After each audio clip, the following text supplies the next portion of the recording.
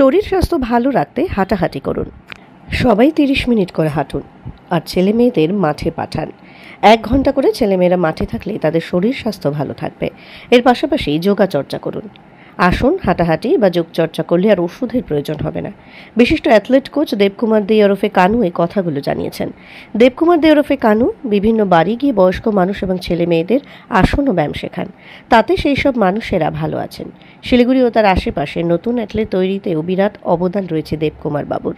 খবরের ঘন্টার তরফে তাকে সম্বর্ধনা প্রদান করা হয়েছে। নমস্কার দর্শক বন্ধুরা, আমরা আমাদের খবরের ঘন্টার সংস্থার পক্ষ থেকে, সংবাদ মাধ্যমের পক্ষ থেকে আপনারা দেখছেন যে আমরা বিভিন্ন গুণী মানুষ, শ্রদ্ধেয় মানুষ, তাদেরকে আমরা সম্মান শ্রদ্ধা নিবেদন করছি।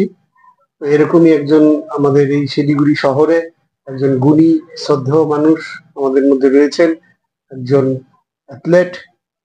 খেলাধুলাকে এগিয়ে নিয়ে যেতে উনি কিন্তু দিনের পর দিন প্রয়াস চালিয়ে যাচ্ছেন এবং প্রচন্ড তার পরিশ্রমের পিছনে প্রচন্ড নজর। কিভাবে ছেলে মেয়েরা মাঠমুখী হবে, কিভাবে ছেলে মেয়েদেরকে ভালো রাখা যাবে, সুস্থ থাকবে, তার জন্য কিন্তু তিনি দিন রাত পরিশ্রম করছেন। এনার নাম শ্রী দেবকুমার দে, সবাই কানুদা বলেই জানেন।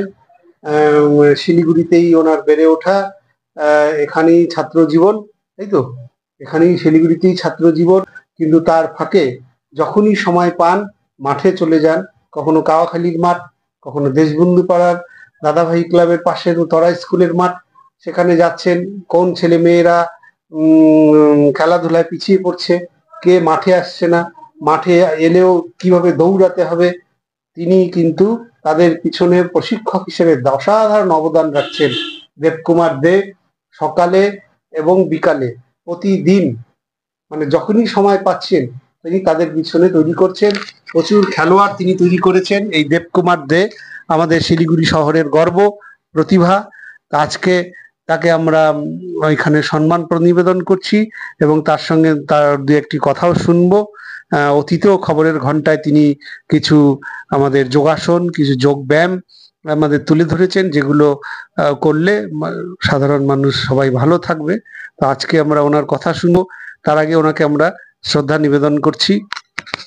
প্রথমেই আমরা ওনাকে আমাদের খবরের ঘন্টার পক্ষ থেকে খাদা পরিয়ে আমাদের অন্তরের শ্রদ্ধা ওনাকে নিবেদন করছি।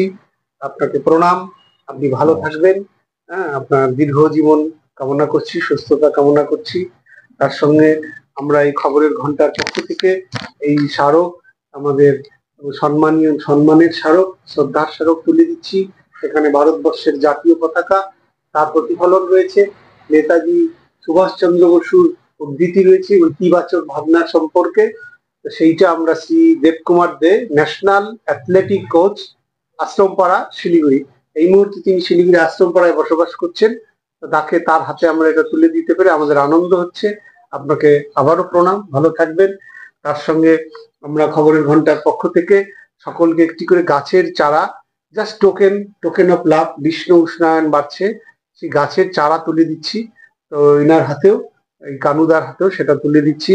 অত্যন্ত ভালো মনের মানুষ দেবকুমার দে, এবং তিনি প্রচুর খেলার জন্য শিলিগুড়ি সহ উত্তরবঙ্গ, গোটা বাংলায় বিরাট অবদান কিন্তু রাখছেন।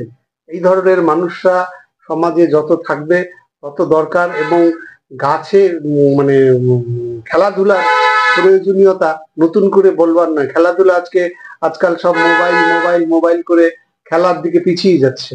সেইটাকে আমাদের উৎসাহিত করতে হবে। এনারা থাকলে কিন্তু ছেলে মেয়েরা আরো উৎসাহিত হবে। আপনি ভালো থাকবেন। আপনার কাছ থেকে ধন্যবাদ, নমস্কার চাই, তারপরে আমরা কিছু ব্যায়াম পরবর্তীতে দেখব। নমস্কার।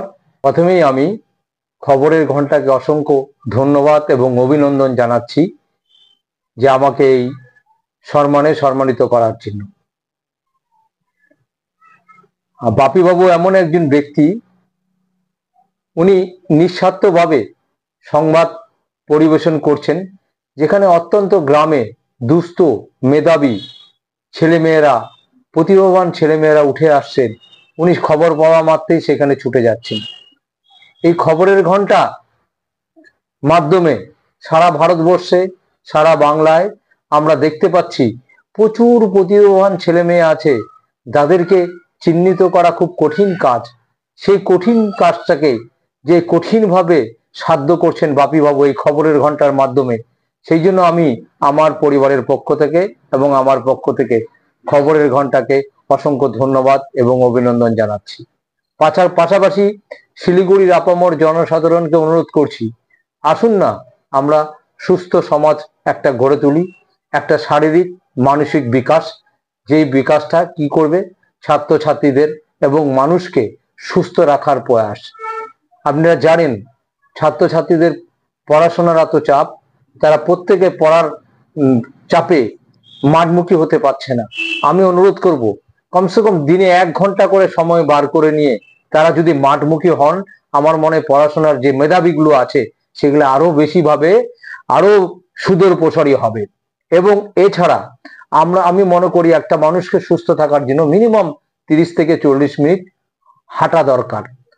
হাঁটাটা এত প্রয়োজন মানুষের, যে হাঁটার মাধ্যমে নিরোগ মুক্ত করা যায়। মানে রোগ মুক্ত করতে গেলে আপনাকে হাঁটতে হবে প্রতিদিন নিয়মিত করে, একটা রুটিন থাকবে।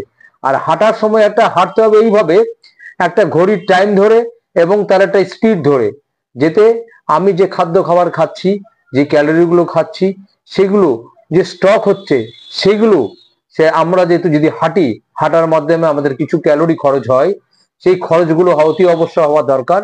ব্লাড সার্কুলেশন সেটা বৃদ্ধি পাবে এবং যাদের সুগার প্রেশার আছেন এবং হার্টের রোগী আছেন এবং নানা রকম রোগে জড়িত আমি তাদেরকে অনুরোধ করব, আপনারা প্রত্যেকে রুটিন করে 8 ঘন্টা করে কমসে কম সময় বার করে নিয়ে হাঁটার ব্যবস্থা করুন। আর যোগ চর্চা করুন, যে যোগ আমাদের রোগ নির্ণয়ের প্রধান হাতিয়ার, সেখানে ওষুধের দরকার পড়বে না। যোগ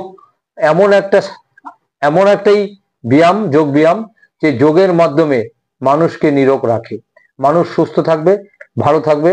আশা করি আমার মতামত আপনারা গ্রহণ করবেন, ভুল হলে মার্জনা করবেন। আর বিশেষভাবে ছাত্রছাত্রীদেরকে অনুরোধ করছি, তারা প্রত্যেকে পড়াটা তো সবার আগে প্রাধান্য দিতে হবে, কিন্তু সেই সঙ্গে 1 ঘন্টা করে বার করে শরীর চর্চা করতে হবে। ধন্যবাদ, নমস্কার। আবার খবরের ঘন্টায় বাপিদাকে অসংখ্য ধন্যবাদ এবং অভিনন্দন জানাচ্ছি আমাকে সম্মানিত করার জন্য। ধন্যবাদ।